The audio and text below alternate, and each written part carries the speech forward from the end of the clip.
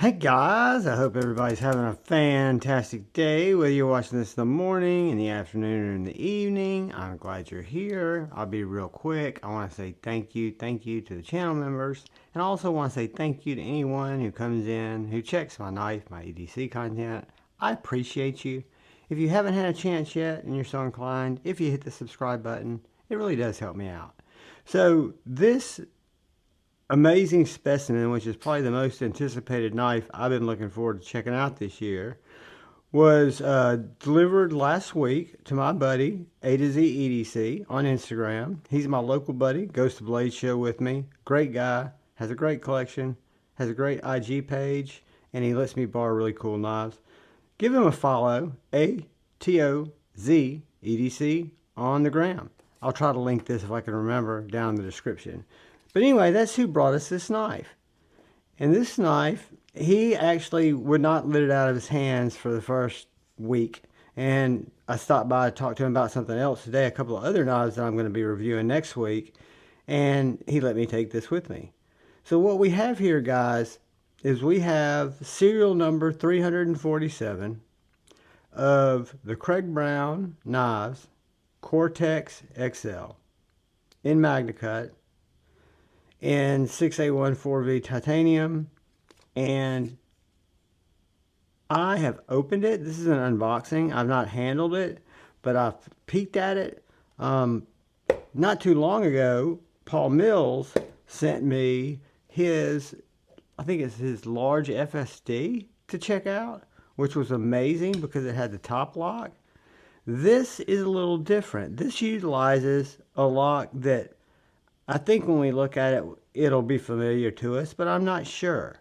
What it is it's Craig's amazing machining ability on these titanium scales. Very reminiscent of other Brown knives. You got a fantastic pocket clip with a 100% smooth ramp under it. It's going to get in and out of pocket. Take this out like nobody's business, and you get coverage to right there. Beautifully thin knife. This is the TRM Bulldog that I happen to be carrying today, and you can see it's going to be a good bit thinner than the TRM Bulldog. I don't have a lot of knives out here right now, but we can look at it next to the Civivi Baby Banter, which is a much smaller knife. It is a good bit thinner than that. But where this knife comes alive and where it's really impressed me is it's got this very unique flipper tab. I'm a front flick guy, so when I saw the Fuller, I was just glad to see that it wasn't a protruding front flipper.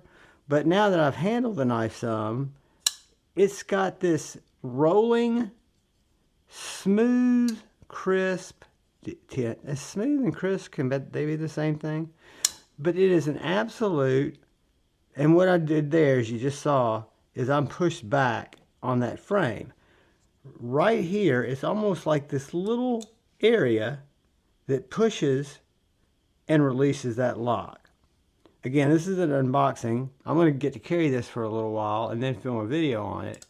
But you see that little mini liner, I guess, I don't know what you'd call that, or mini bolster, is where you've got great access. Once you learn, that's where you put your finger. And also when you put your finger there, the knife drops right to the choil and then hydraulically goes down. So speaking of the knife, we've got Magnacut. We've got amazingly thin, gorgeously ground, gorgeously hollow ground, belt satin Magnacut. I think it's hand satin. It might not even be belt. This is the XL. When this was first coming out, I thought the Cortex would probably be more my jam because I'm a smaller knife guy. Just to give you an example of what I'm carrying today. But in the same vein, the TRM Atom, which is going to be much closer to this one's size, maybe even a little longer, the thickness is really where a knife carries heavy for me with my frame. So after carrying this today for like 5 minutes at his house and then him telling me I could take it with me. This is the second time taking it out. I can almost assure you I'm going to enjoy carrying this knife. I want to say, and when you can go to Craig's website, they're in Washington State.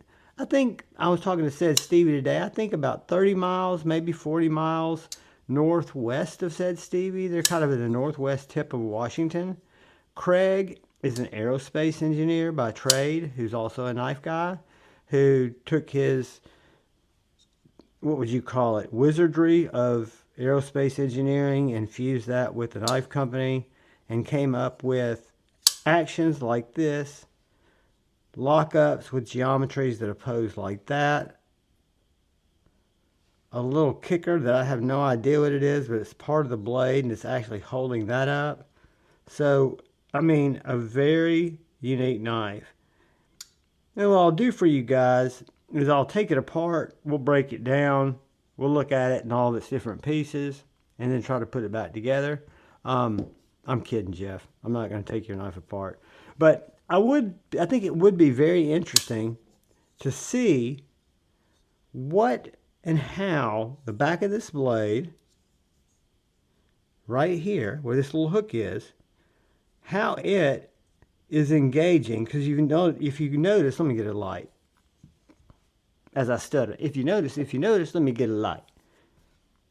All right, so if you notice, see the little divot in behind the liner right here?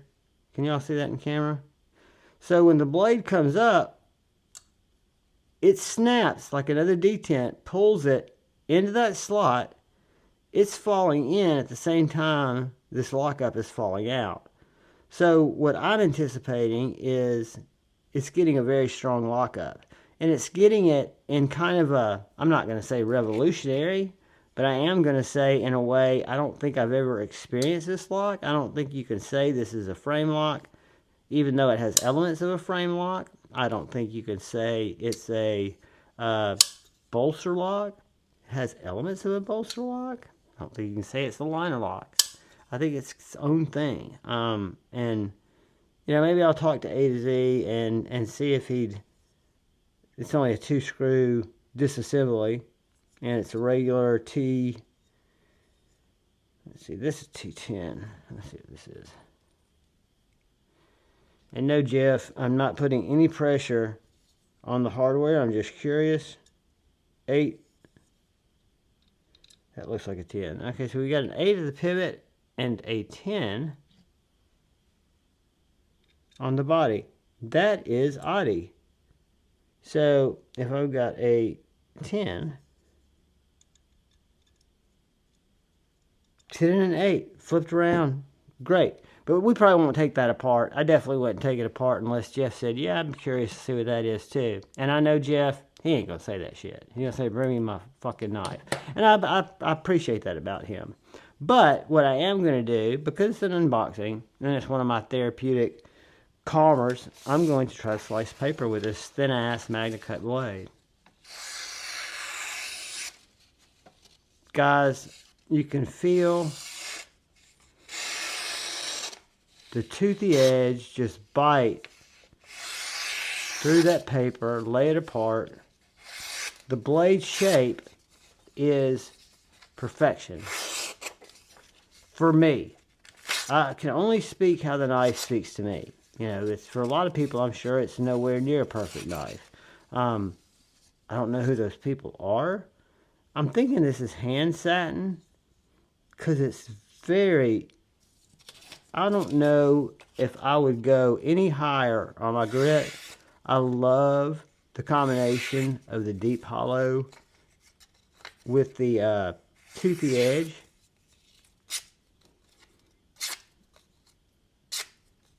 It's a mad cutter. Beautiful fuller running down the whole side of the spine, so you can get your flick on from all the way down here to where I think you're supposed to. Right about there, you get a little more snap. But keep in mind, guys, this is your release. You've got plenty of access to your relief. You've got jimping to catch it. And you've got the tang of this blade coming up, locking in to this little divot, which makes me, as a hack, really want to take Jeff's knife apart. But I don't think I can just hide Jeff from being able to see this video.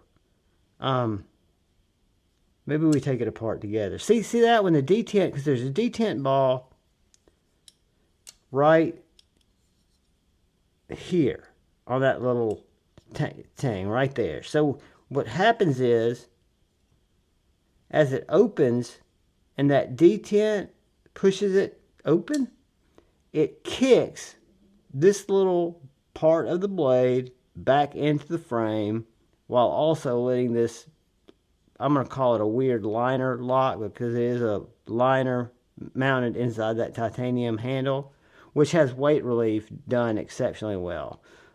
Very light knife. But I can't help but think that this blade tang is, I think this is a unique, this is something different, guys. This is something, I know, and I haven't read up on this knife, but I do know that Craig Brown is an aerospace engineer and a knife guy, and that's why his knives are so over refined, elegant, unique, pushing some different design possibilities, different locking possibilities, and at the end of the day, a beautiful, light, amazingly sculptured, independently numbered. This was the 347th one to come into existence, right? So there's some real heirloom there. That is one of a kind, and I only made one number 347. Cortex XL in Magnacut. HRC, I don't know exactly what it is. Can probably find out. I think A to Z told me it was 64, 63, 64. I could be wrong. But guys, I, as you all know or might not know, I haven't been working for quite a while, so I have not been buying knives. But that doesn't mean that I haven't been putting knives on my list for when I get back in the game and start bringing in the back. And it's coming back in a big way when I get back into it.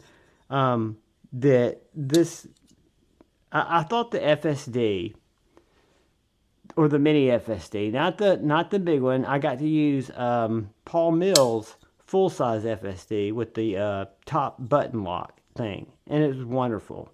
And I thought, you know, the regular FSD, if available, if I had the money at the same time, might be the perfect knife for me. Well, A to Z had pre-ordered this, and it came in early. This was an unexpected delivery for him.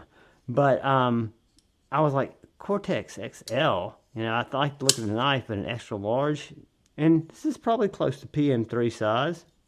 Maybe I'm doing more than I should in an unboxing, but I'm really fascinated by this knife. I have a feeling, and this is just, I've got to spend some time with it. I've got to see if there are any pinch points. I've got to see, all right, so it's about, it's going to come in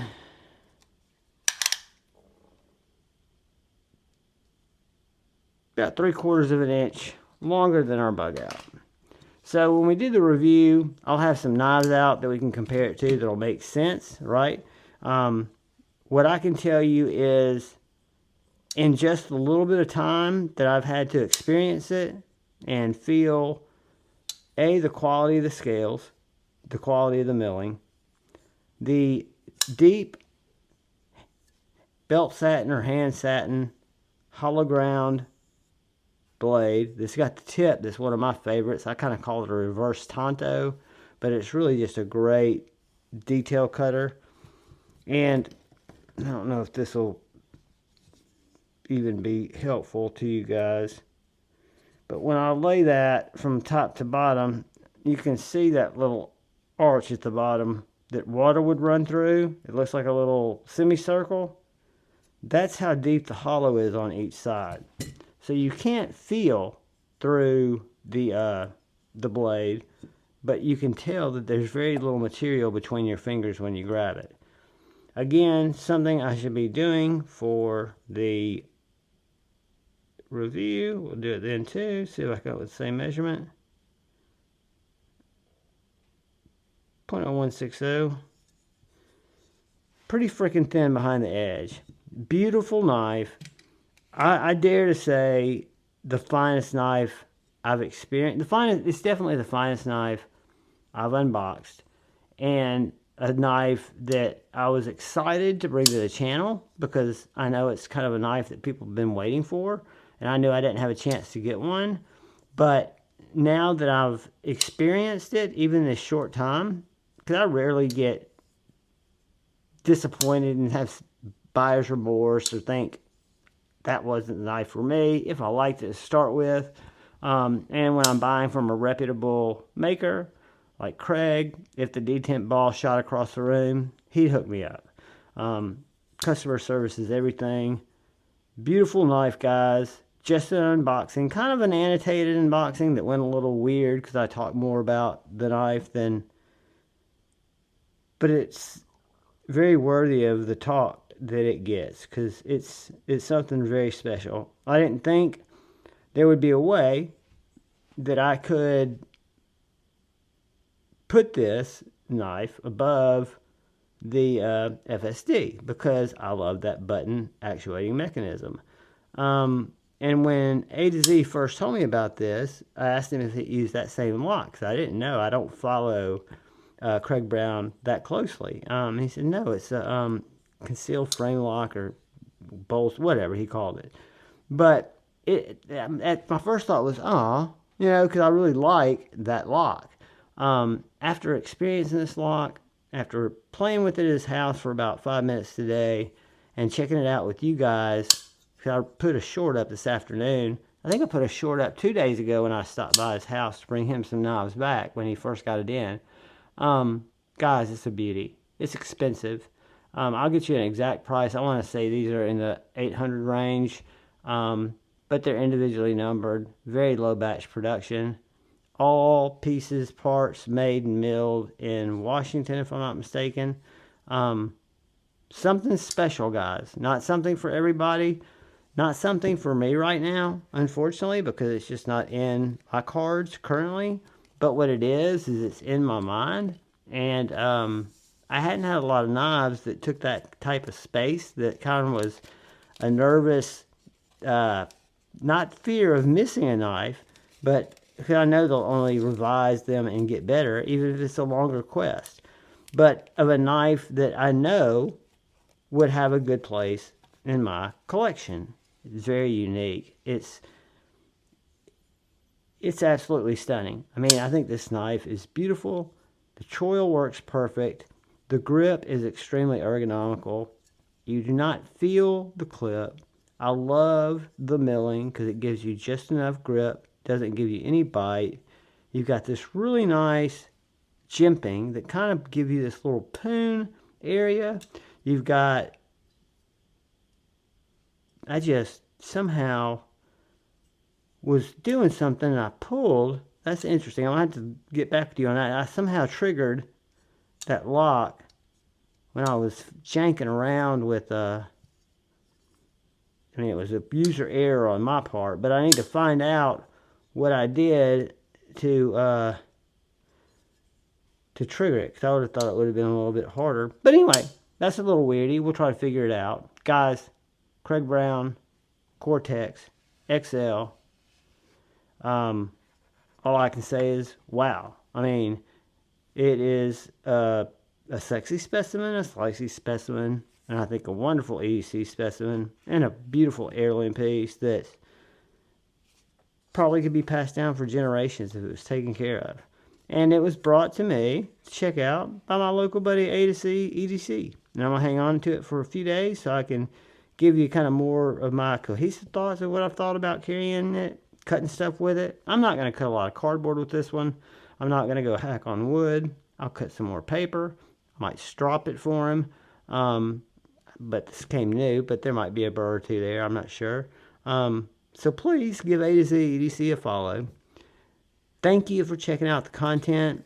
I won't sit on this one for a long time because it's going to be more of an overview, a detailed overview than a review, since I'm not going to be out hard using it per se.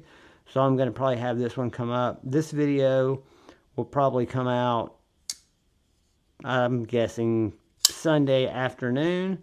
And I'm thinking the full overview with measurements, things like that, all the details.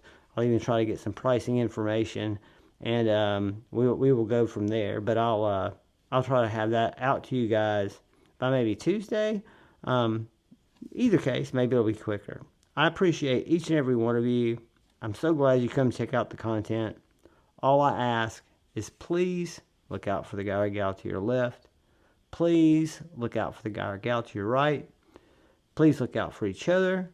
Go forward with love in your heart and choose debate, not hate. I love you all. Peace.